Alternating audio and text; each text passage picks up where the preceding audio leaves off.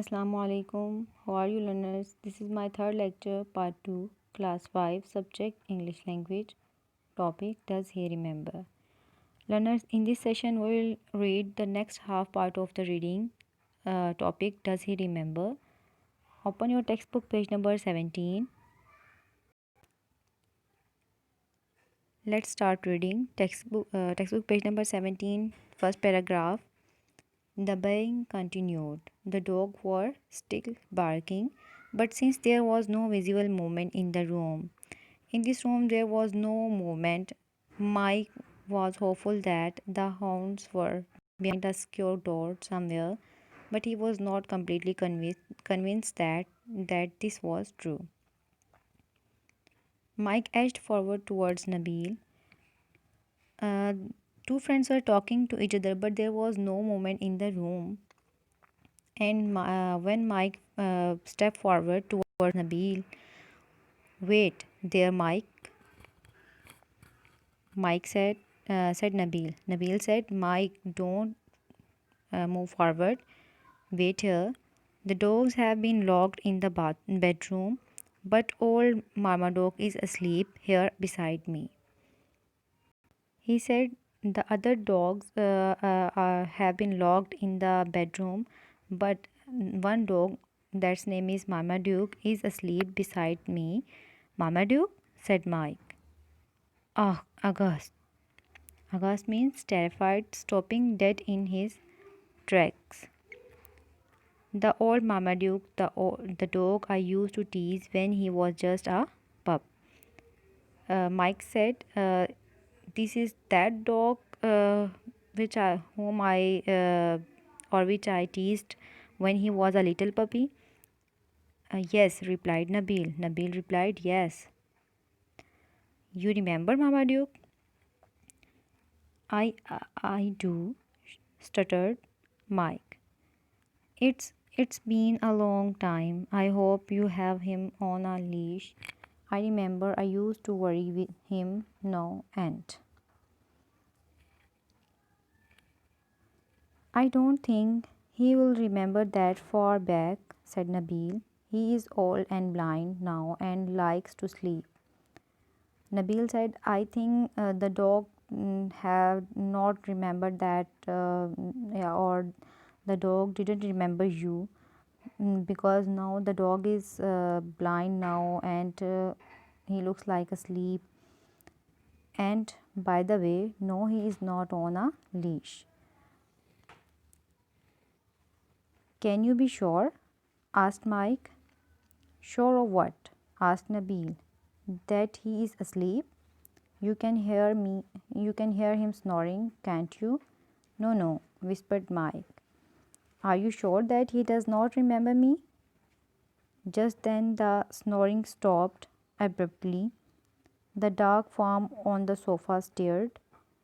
A large head was raised, and two great nostrils sniffed the air loudly. Nabil and Mike didn't make a sound. So, in these lines, the writer writes, Nabil said, "Marmaduke became old and blind." Mike said, "Are you sure the dog is sleeping?" Nabil said, "Can't you hear him snoring?" He said, "No." At the same time, snoring stopped at once. Mike noticed that something is dead on sofa. Nabil and Mike didn't make a sound. They became quiet. Come on, textbook page number 18. Then there was chaos. Chaos means disorder. The drank form leaped into the air, urgently scrambling to get off the sofa. A snarling, raging Marmaduke, leaping forward towards Mike, drowned out the baying from the distant bedroom. "Stop him! Do something!" screamed Mike, as he too scrambled behind a large armchair. Nabil acted just in time. He threw himself on top of the dog, pinning it firmly to the floor, slowing it down. Mike saw his chance and took to his heels immediately, heading straight for the front door. Nabil could not keep the writhing animal trapped for very long. Writhing means to move in twisting. It was almost as big as he was, as much stronger. Mike reached for the door handle, wrenched it down, wrenched means twisted it down, pulled open the door, and shot outside.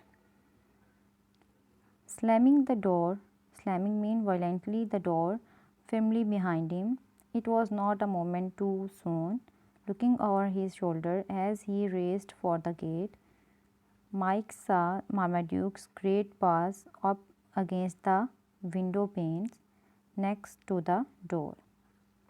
The animal's large, unseeing eyes blazed like garnets.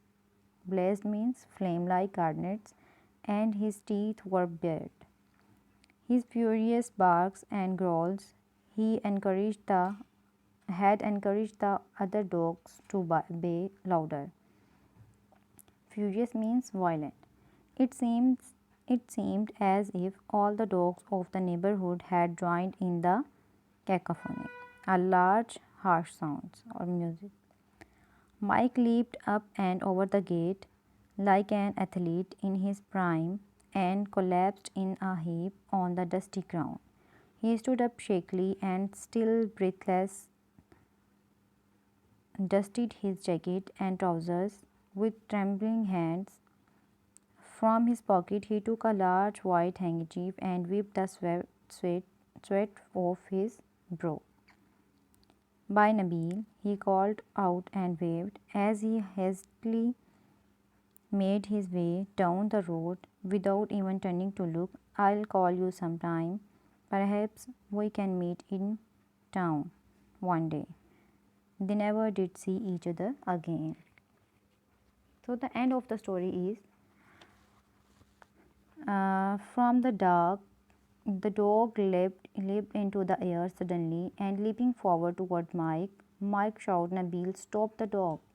Nabil threw himself on top of the dog. Mike started to run towards the outdoor gate like an athlete and fell down on the dusty ground. Then he stood up, dusted his jacket and trousers with trembling hands, and said, "Bye, Nabil."